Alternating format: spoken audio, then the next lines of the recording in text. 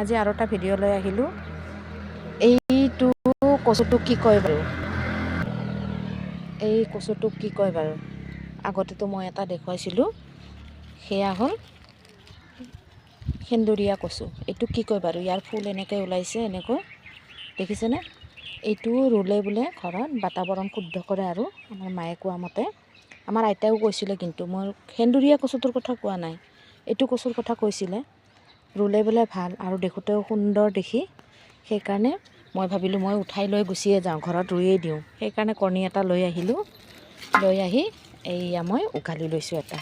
ভাবিলোঁ ঘৰত ৰুই দিওঁ, দেখোঁতেও সুন্দৰ দেখি আৰু বহুত পোত খোৱা আছে, বৰষুণো নাই, নুঠেই, এটা কিবা কৰি উঠিলে। যে আপোনালোকে কি কয় বাৰু এই কচুটো? ইমান ধুনীয়া লাগে, ইমান সুন্দৰ, মানে ধুনীয়াকৈ টাবত ৰুই দিলে বৰ ধুনীয়া লাগেতো। ভাল লাগে নহয় জানো? মোকতো বহুত ভাল লাগে। আপোনালোকক ভাল লাগেনে? কি নাম কয় বাৰু ক'বচোন, কমেণ্ট কৰি জনাব।